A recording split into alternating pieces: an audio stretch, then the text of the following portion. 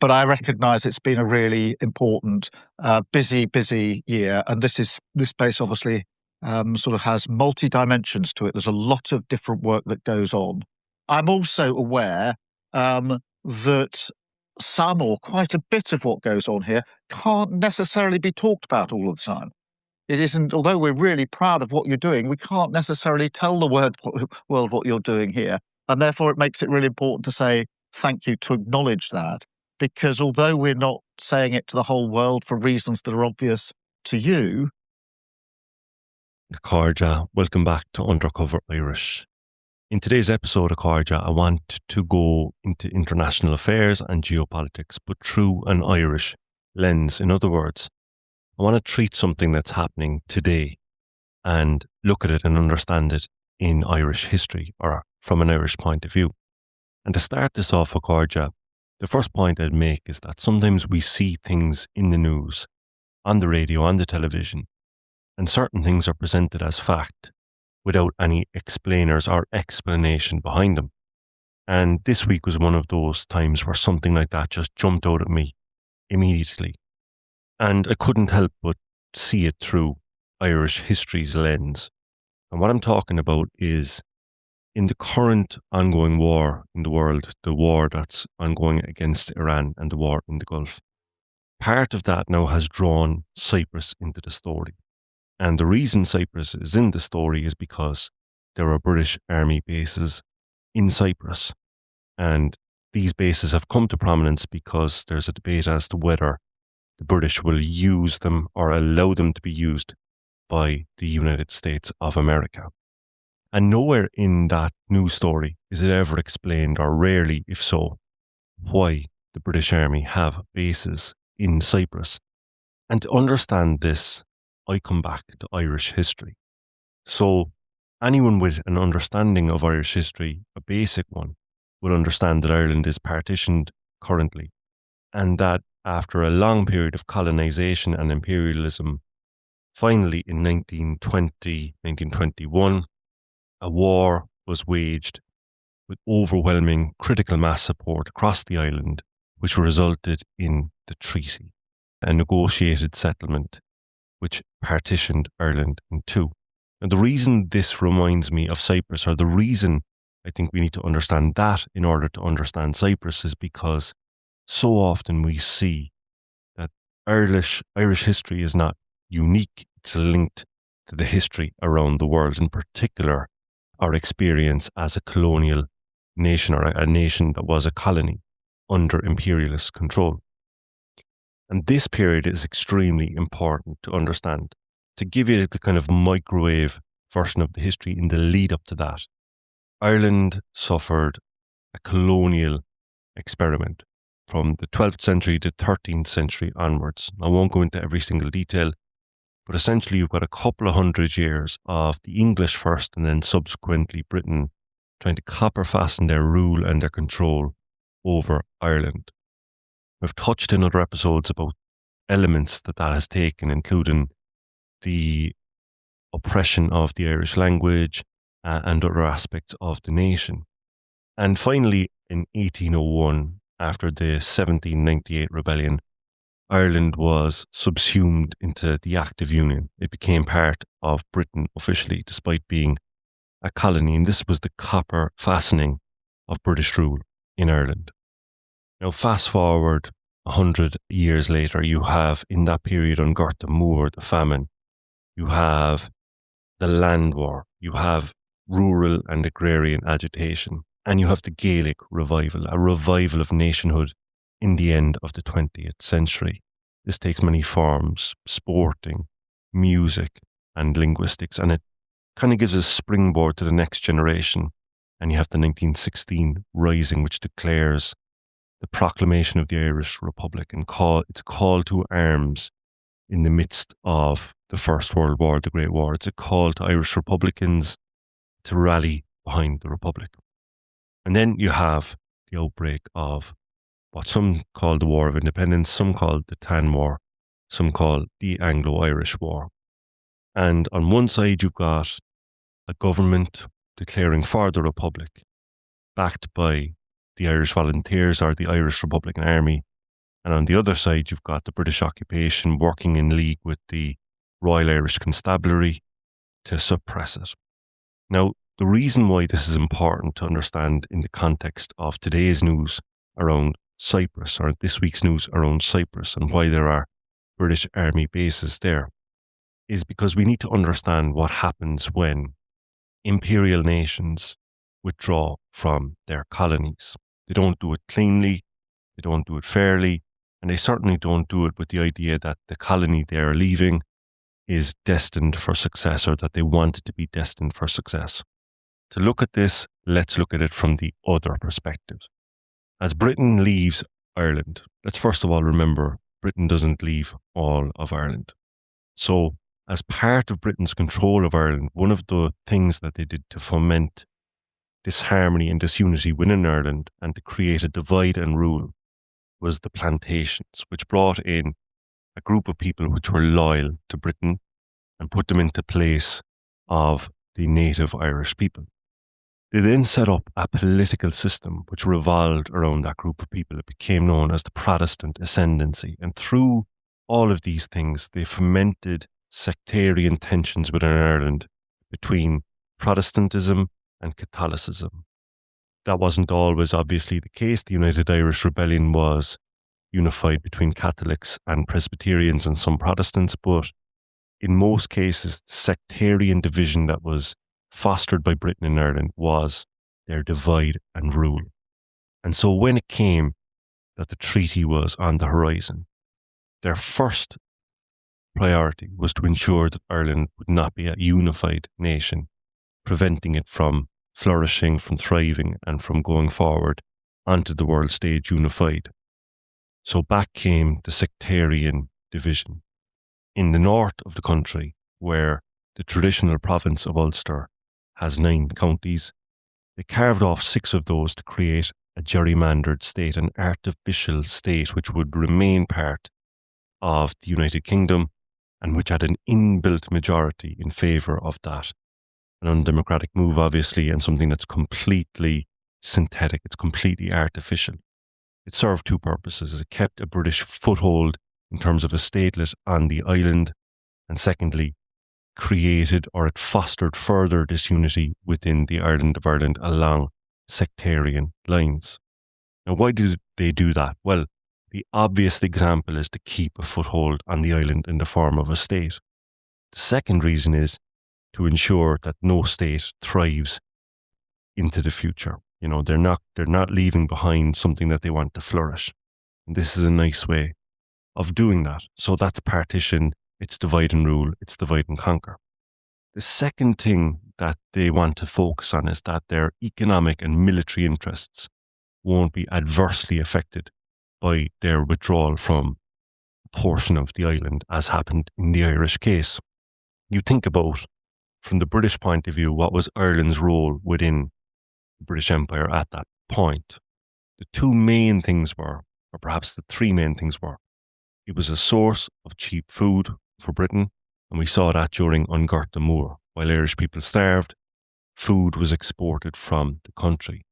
The second priority would be a source of cheap labour.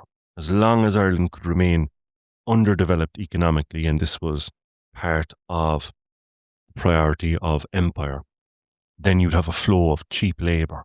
Irish people essentially economically emigrating to Britain and other parts of the empire in search of work and in search of, I suppose, a chance in life. So they want to contain, or they want to continue those 2 things. And the third thing is the military foothold, the geopolitical control. So in the Irish situation, they ensured that those people who supported the treaty during the Civil War, the people who called themselves the Saor State, the Free State, received their military backing. And they didn't do this without any judgment or without any forward planning. These were the most conservative people who had taken part in the revolutionary period. So these were the people who were going to keep economically the same in terms of Ireland's role within the British Empire. These were the people who were not going to change anything massively, and we saw that in history during the 20s in particular. The Irish state the Irish Free State was extremely conservative, both in terms of social and economic affairs. The people, I suppose, the famous saying, the flag changed, but the power remained the same. The second way that they did this, and people forget this, is that they held on to what were called the treaty ports. So 3 places that were nominally or allegedly within the control of the Saorstát Éireann, the Free State of Ireland, 3 places were retained by the British Navy. This was Bearhaven, Cove, and Lochswilly. So these are crucial strategic places for them both to keep control of what comes in and out of Ireland, but also to create or to keep a geopolitical military footprint, not just in the north of the island, but in the parts that they were so-called relinquishing. And this was crucial when it comes to trade, when it comes to patrolling seas, when it comes to geopolitical influence, particularly when you think of the link between those places and the Atlantic Ocean. For example, Cove, it's worth having a little bit of a segue, was named Queenstown at one stage in honour of Queen Victoria, Cove being its rightful name, however. And this gives us a little bit of an understanding of what empires do, or what colonies do, or colonisers, I should say, do when in retreat. They don't leave willingly, and when they do leave, they ensure that their interests are kept in place. So in the case of Ireland, they're making sure that first of all, they leave it partitioned. Second of all, they keep a military footprint and a geopolitical footprint on the island. Third of all, they want to keep Ireland's role the same in terms of economic as a supplier of cheap food to the British market. And lastly, they want to ensure that the economic underdevelopment of Ireland ensures that there's a flow of cheap labour heading across the sea into Britain to do the low-wage labour jobs. And if you look at it critically and you look back on the 20s, the 30s, the 40s and the 50s and up to the 60s, you could say that absolutely in terms of the cheap food and the cheap labour, that absolutely kept going. We had emigration from our shores all the way through that. The treaty ports, Bearhaven, Cove and Lochswilly, that military footprint on the island, that kind of leverage that they retained over Ireland, and of course then the partition, the divide and rule. In the north, an Orange state, as the saying famously said, Protestant state for a Protestant people, the Catholic minority subject to discrimination and unfair laws, it's fair to say. Now, what has all of this got to do with Cyprus and the news this week? Sometimes we make the mistake, Akrotiri, of looking at Irish history and understanding Irish history, but maybe not understanding it in the context of the world, or seeing the similarities with other parts of the world and seeing the things that equate and help us to understand the world perhaps in a deeper way. So the news cycle presents the idea of British RAF bases within Cyprus as a fact. There's never an explainer, there's never a background given to you on why that is, and I'm going to deal with that in just a second. The second point to make is this isn't the first time that RAF bases in Cyprus have come to the fore in the last number of years, because in recent times it has been linked to the ongoing genocide in Gaza. But what of Cyprus? So similar to Ireland, a British administration began in Cyprus, or took over in Cyprus, in 1878, and it was annexed, if you like, in 1914. It becomes a crown colony, a so-called crown colony in 1925. Now, in Ireland, there's a divide and rule, or a divide and conquer over centuries. You know, the British Empire exploiting tensions between people along religious lines. Well, the same thing happens in Cyprus. You have a Greek majority and a Turkish minority. And over those years, British governing authorities exploit those tensions in order to maintain control over Cyprus.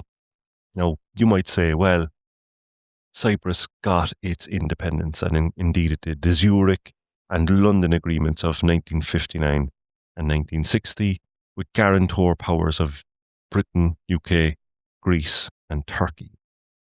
But as part of that agreement, 3% of the island, 3% of the island remain as sovereign British territory. And the reason for this aligns directly with the reason why the British held on to Bearhaven, Cove, and Loxwilly. The reason for this is to maintain a geopolitical, military, strategic footprint in that really important area.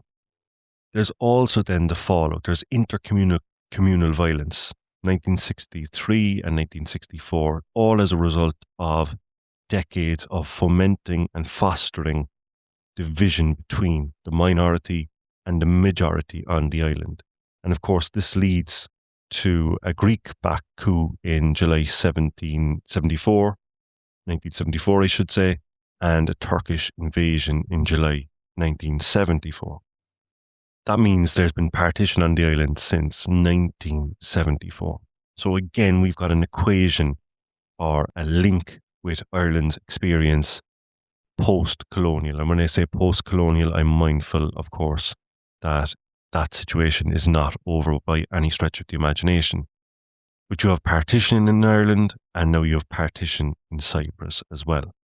You have, in the aftermath of the 1921 treaty in Ireland, you have continued military occupation in Ireland in terms of the north of Ireland and in terms of the 3 treaty bases. And in Cyprus also, you have 3% of the island remaining as sovereign base areas. So what we see that by understanding Irish history, or an element of Irish history, in this situation, we're understanding the British withdrawal from a portion of the island and how they implemented it and what their priorities were when they did it. And we're taking that understanding and we're applying it to something that's in the news cycle today, something that's presented as fact, something that's presented without explanation. And we're going and we're looking at the reasons for that. And what we're seeing is that just like in many other conflicts around the world and many other countries and areas around the world, we can look at an element of Irish history, we can see it, we can understand it, and we can apply it to other places and see a commonality, a shared experience, a shared history with that island, even if it's at a different time in a different place. These were structural patterns. You're talking about rebellion in Ireland from 1916 to 1921. You're talking about rebellion in Cyprus from 1955 to 1959. You're talking about partition or structured division, and you're talking about retaining military geopolitical footholds. Now, there are important distinctions. Britain directly legislated for Irish partition in 1921 in the treaty, whereas the Cyprus partition was caused subsequent to British withdrawal. But it's fair to say that the divide and rule and the divide and conquer tactics that were used by Britain contributed massively to the subsequent partition following the Turkish invasion.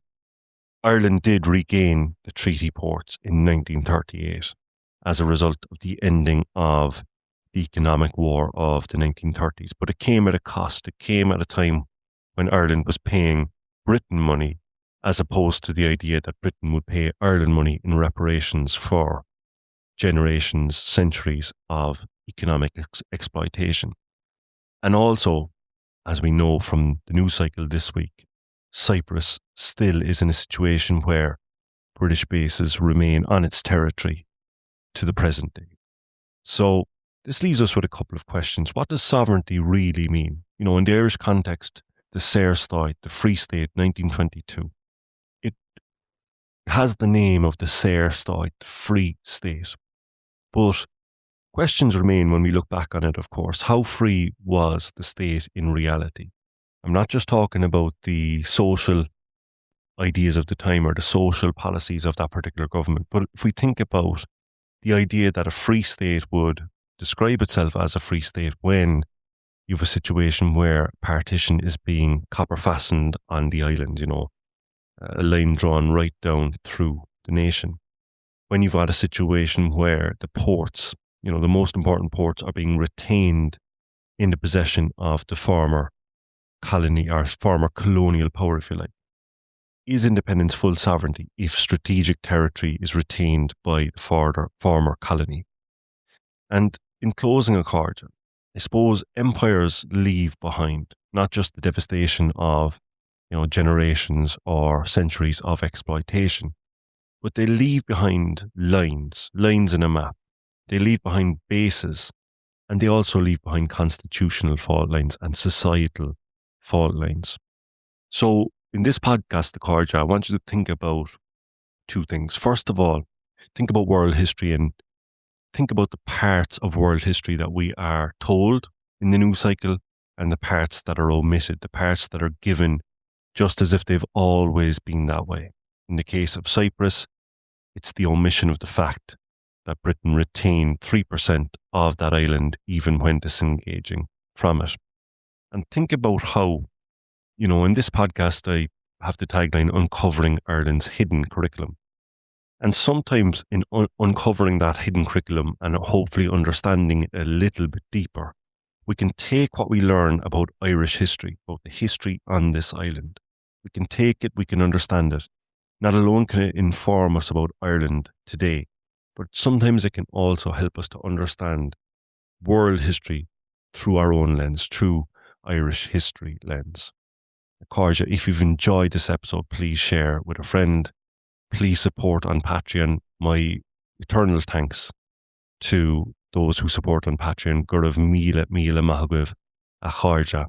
And I'll have a little bit of an accompaniment episode over there, given that it's Seachtain na Gaeilge, looking at some of the Irish words associated with this particular podcast. So if you're interested, go to Patreon, have a look at it, have a listen to it, and let me know what you think. Akrotiri, Gurav Mila Mahagwiv Asap Felum.